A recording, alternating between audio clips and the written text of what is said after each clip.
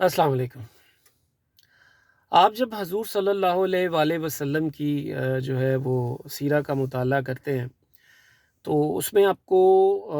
2 अदवार दिखाई देते हैं, बल्कि 3 अदवार दिखाई देते हैं। एक आप सल्लल्लाहु अलैहि वआलैहि वसल्लम की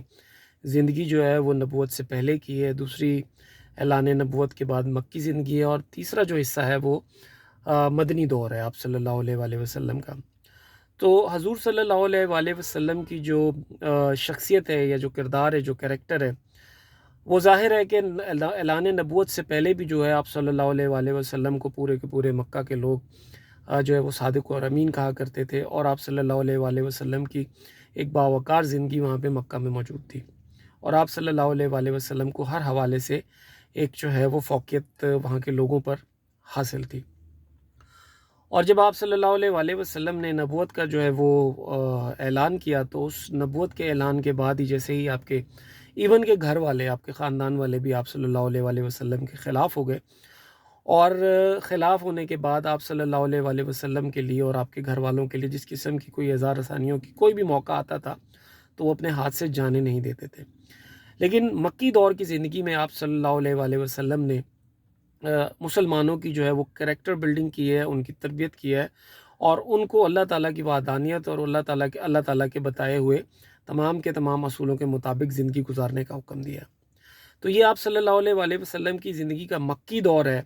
जिसमें हर चीज़, हर पल, हर लम्हा बर्दाश्त, सब्र, और जो है वो बर्दाश्त का जो है वो दौर आप सल्लल्लाहु अलैहि वसल्लम की ज़िंदगी का गुज़रा है।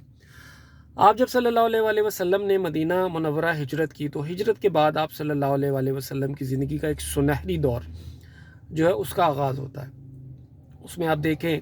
कि आप सल्लल्लाहु अलैहि वसल्लम की ज़िंदगी ना सिर्फ़ इबादत,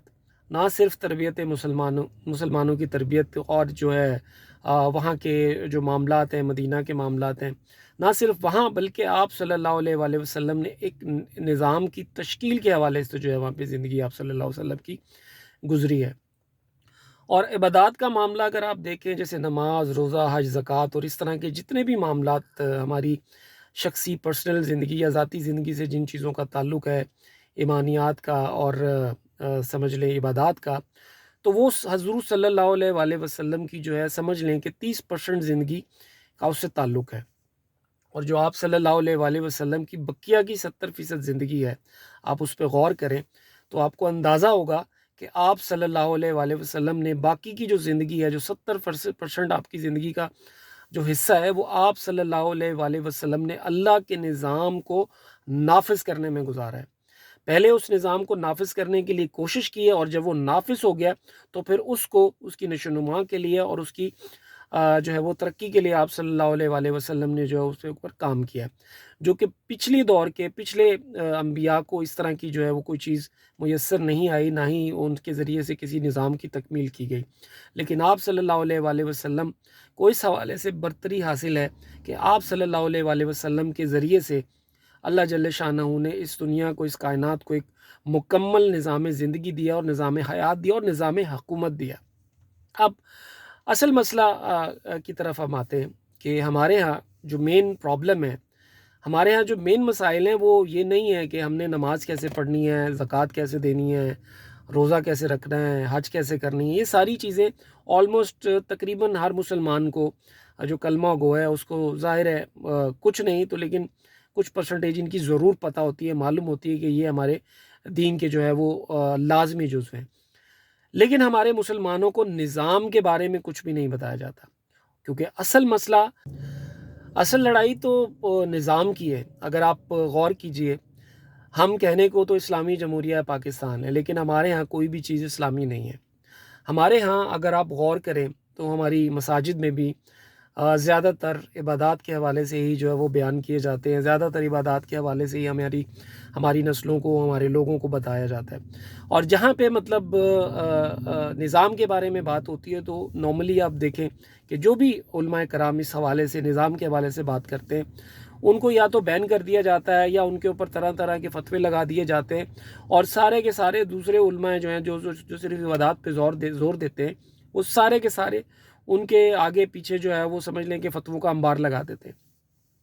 نظام کے اوپر جن لوگوں نے محنت کی ان میں سب سے پہلا نام تو مولانا مودودی کا ہے. پھر اس کے بعد اگر آپ دیکھیں تو ڈاکٹر اسرار احمد نے اس کے اوپر کافی کام کیا ہے. یہ وہ لوگ ہیں جو نظام کے بارے میں بات کرتے ہیں، حضور صلی اللہ علیہ وسلم کی اس زندگی کے اس پہلو کے بارے میں بات کرتے ہیں جو کہ نہایت ضروری ہے اور جو لازمی ہے اصل میں.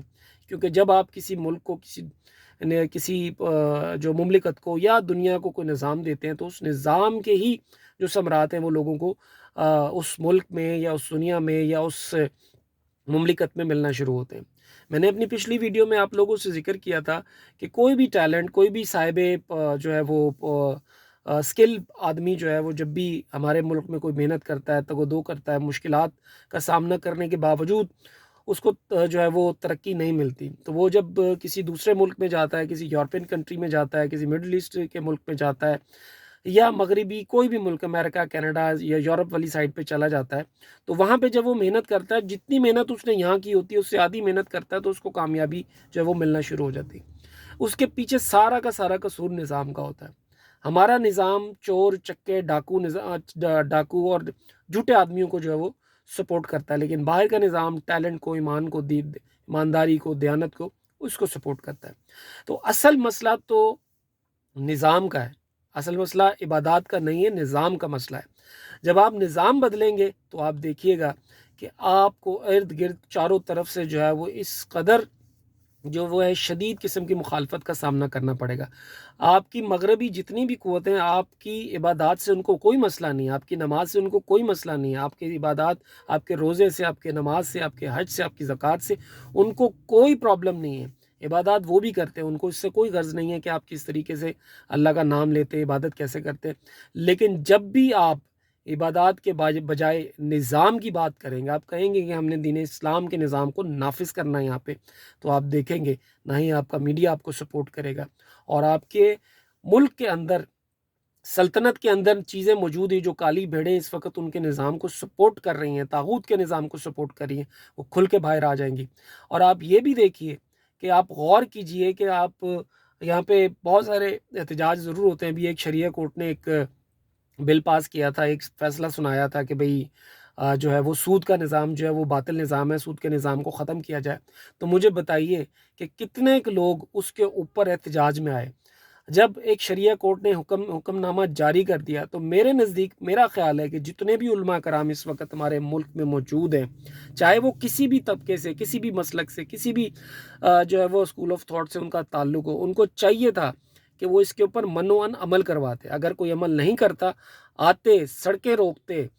احتجاج کرتے، اس ملک کا نظام زندگی بند کرتے. کیا انہوں نے ایسا کیا؟ بالکل نہیں کیا. اس کا مطلب ہے وہ کہیں نہ کہیں چیزیں کمپرومائزڈ ہیں،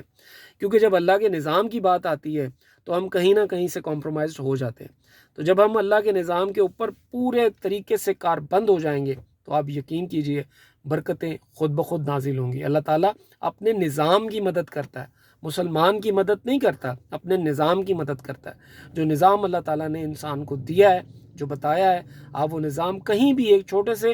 ٹاؤن میں، ایون اپنے گھر میں آپ نافذ کر دیں، آپ دیکھیں گے اس کی برکتیں جو ہیں وہ نازل ہونی شروع ہو جائیں گی. آپ اپنے شہر میں نافذ کر دیں، وہ شہر خوشحال ہو جائے گا. آپ اپنے ملک میں نافذ کر دیں، وہ ملک خوشحال ہو جائے گا. تو مسئلہ میرے بھائیوں بہنوں صرف اور صرف نظام کا ہے، عبادات کا مسئلہ نہیں ہے. اس پہ ضرور غور کیجیے گا، اور میری خواہش ہے کہ آپ لوگ ضرور یہ میسیجز جو ہیں آپ اپنے لوگوں تک ضرور پہنچائیے. جزاک اللہ خیر.